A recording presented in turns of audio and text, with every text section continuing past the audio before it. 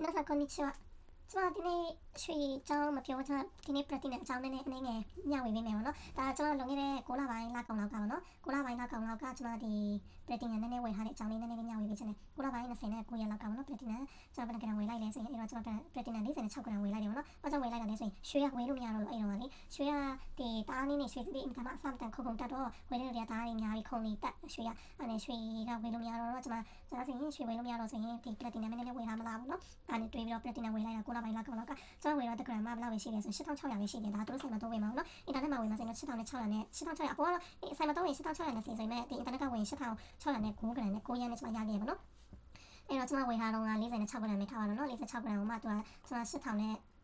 600လုံးနဲ့ကျမဝေလိုက်တယ်ဝယ်လိုက်တော့အဲ့ဒါဘယ်လောက်ကျမှလဲဆိုရင်39သိန်းဆိုမှတိုင်းထားပါတော့1040ပေါ့နော်1040ကိုကျပါတယ်အဲ့ဆိုရင်အခုဒီတစ်ပတ်တောက်ချစနေနေ့က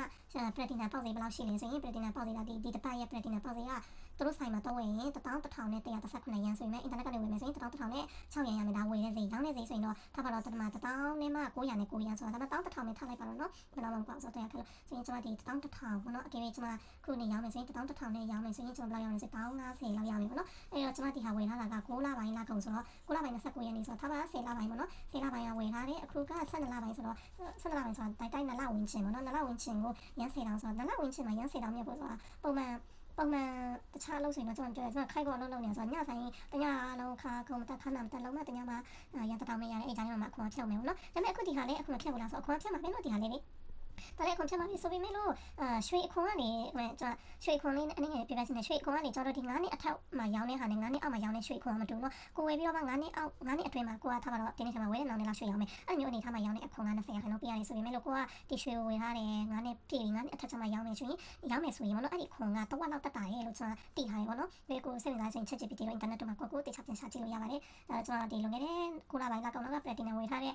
အမြက်လေးအနေနဲ့တွေ့ပြအောင်နော်အခုရောင်းမှုလည်းမရှိသလိုကြွားတယ်ဆိုတဲ့အစီအစဉ်လည်းမရှိပါဘူးရှင်ဒါခွေ၍အခုနေများရွှေဝယ်ဖို့ရအတွက်ရွှေဈေးကအခု14000လောက်ရောက်လာပြီ14000နဲ့စကရန်14000ရောက်လာပြီဆိုဝယ်ဖို့မလွယ်တော့ဘူးလေနော်အဲ့တော့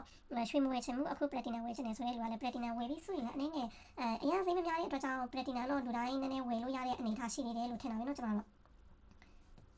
တကယ်တော့တားလီကို2300လောက်မြတ်တယ်ပေါ့နော်တရားစိန်တော့2300ဆိုတော့မှ2300ဆိုရင်လည်းမစိုးနေနော်ကိုဒီတိုင်းပဲရွှေစုထားတဲ့ဆိုင်တပြားမှမတက်တဲ့ဆိုင်တော့လေမလုံးဝအခုတပြားမှမပေးချင်ဘူးဆိုတဲ့လူတွေကတော့ရှင်းနီးစာမှာတွားပြီးရင်းနှီးမြုပ်နှံတာကလည်းအခုပေးစရာမလိုဘူးပေါ့နော်မနီးစာကတော့